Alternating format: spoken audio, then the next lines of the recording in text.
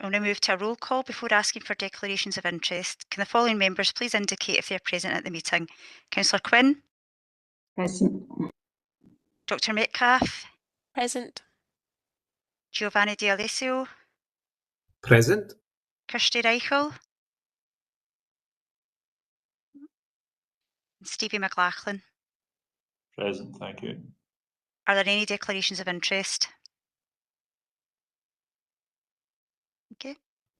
No. We're fine. Thanks, Lindsay. Nice to see you, Stevie, in there with Craig. You're like a twins there.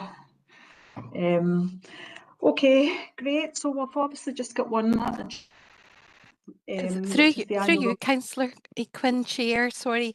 There is the Chair opening statement to be read out to the meeting. Sorry, Anne, that's why you're here, to keep me right. Okay, so I've got the statement there, sorry, to read first. Should have done that. So welcome to the meeting of the Inverclyde Integration Joint Board. This has been held remotely and will be filmed and recorded for live and subsequent broadcasts available through the Council website. The Integration Joint Board is a joint data controller with Inverclyde Council and the NHS Greater Glasgow and Clyde under the General Data Protection Regulations and the Data Protection Act 2018. This meeting will be broadcast and recorded to fulfil our public task obligations to enable members of the public to observe the democratic process. Data collected during this remote meeting will be retained in accordance with Council's public policies available through the Council website. Members of the IJB Audit Committee are reminded that they should follow the IJB's established meeting protocols, including around the use of the chat facility, and that comments made in the chat facility are visible to all participants in the meeting, which may include members of the public who have also received invites to the meeting. That's me. Thank you. Okay, so we will move on now to agenda item 2, which is the annual report to the IJB and the Controller of Audit for the financial year ending 31st of March 2025. Craig, are you going to take us through a summary of the report? So, thank you very much. Through yourself, Convener, what I'm going to do, if it's okay, I'm just going to very briefly mention the report, then I'm going to pass on to Taimur. I've spoken to Taimur in the last 20 minutes or so. He's just going to give a wee update, if that's okay, because it ultimately is KPMG's report. So, but I can just give a high level of where we are with it, if that's okay. So, okay. First of all, just want to say that this is our updated annual accounts now with the audit report, etc. I just wanted to first of all say a huge thank you to everybody who's been involved in this, certainly from my side. Huge thank you to SMT for all the support with us, and especially a huge thank you to Sam White and Helen McGurk who joined us here today, who done a lot of the work that was involved in this. So where we are is we've got now the report. There's only minor differences in the actual accounts, which I'm delighted about. And in terms of the actual audit actions which have been put forward, there are things which we are more than happy to work around. And in my side of it, in my view, is I don't think there's anything significant from our side of the world. But I don't want to steal Taimur's thunder, so if it's okay, I'll pass on to Taimur if you can take us through your part, please. Mr. Gowan, good afternoon, everyone. So this is in relation to presenting our annual audit report to the members of the IJB and the Controller of Audit for the year ended 31st March 2025. I would not go through the entire report, but I'll skim through and more than happy to take any questions at the end. I would first like to draw your attention to page 3 of our report, which notes that our work on the financial statement of the IJB is substantially complete, and we expect to issue an unqualified audit opinion on the annual accounts of the IJB for the year ended 31st March 2025. On the page 4, I would like to draw your attention to the bottom left part of the page where we have captured the audit status, which then again notes that our audit is substantially complete, and the only matter to resolve now would be the receipt of the signed management representation letter and the final approved financial statements, which is ordinarily ongoing at this point anyway as part of any of our audits. Moving on page 5, we have provided a summary of our audit conclusions, which kind of like refers to other parts of our report where they're covered in more detail. So moving on page 6, we have captured the details of our materiality. I would like to confirm that there have been no changes to our materiality as compared to what was communicated as part of the audit strategy document.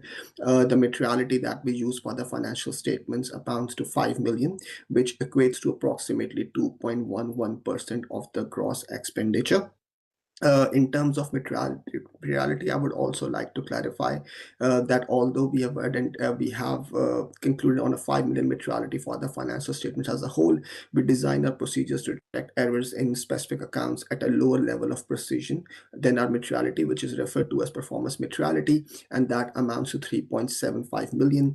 And our threshold for reporting any individual differences that we identify is 250,000, as covered as on page 6 of this report. On page 7 and 8, we have provided an update on the conclusions in relation to the significant risk and the other focus areas that we had identified as part of the plan.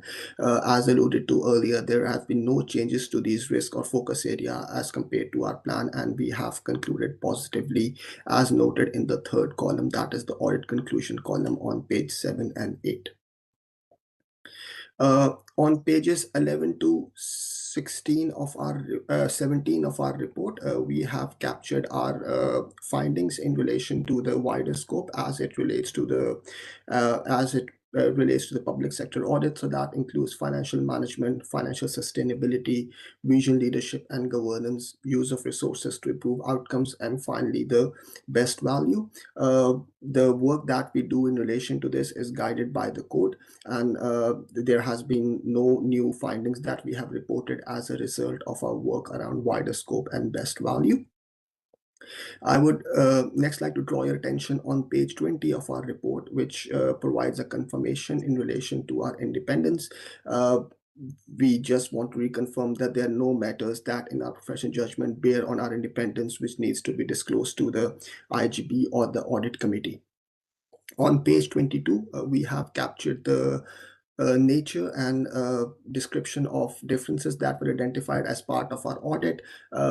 You will note that we have included all of them under adjusted, so which implies that the management has agreed and adjusted for these differences, and all these differences are in the nature of narrative. So small changes in relation to in the nature of internal consistency and the management commentary, a small kind of like adjustment to the amounts disclosed in the remuneration report, and finally minor amendments in the nature of internal consistency in relation to the notes that are available in the financial statements.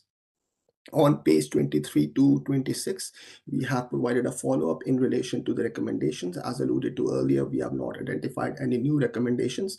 However, we have provided a status and updated management commentary in relation to the recommendations that we had identified in the previous year.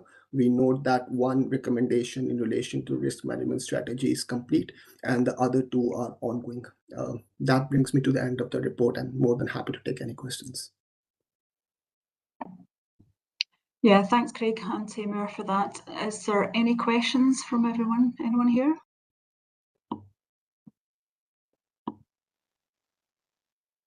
No? Just check. Yeah.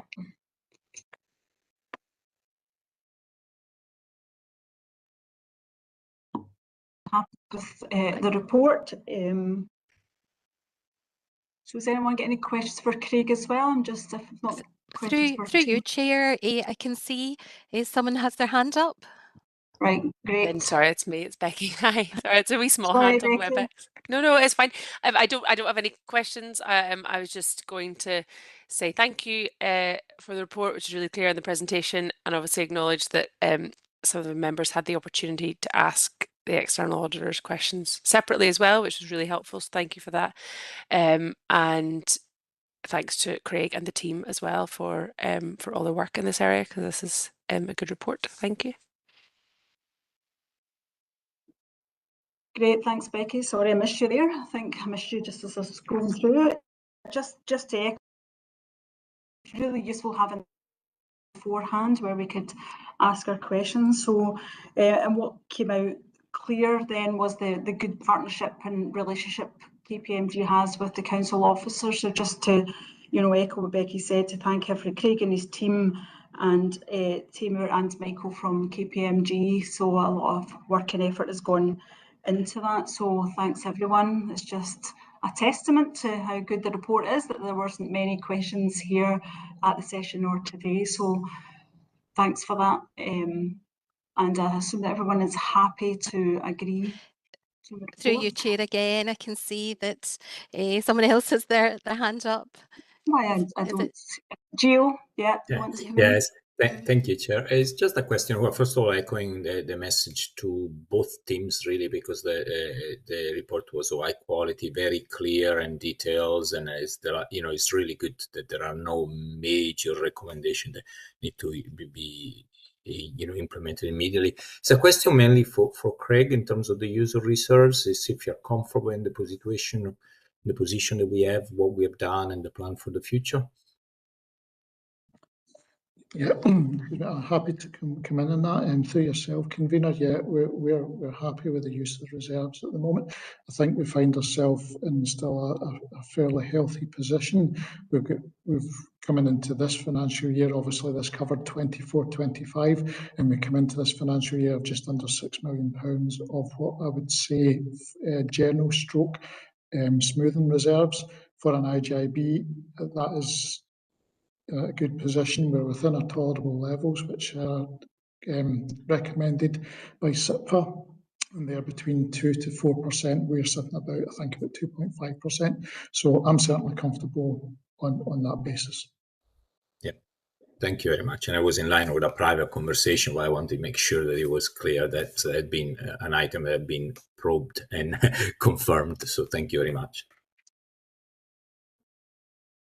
Okay, thanks, Craig and Gio. Thanks for that. I think all the attendees, I don't think I see any more hands, which is good. So just to say, are we happy to approve the annual report? Great. Thank you. So we'll see everyone at 2.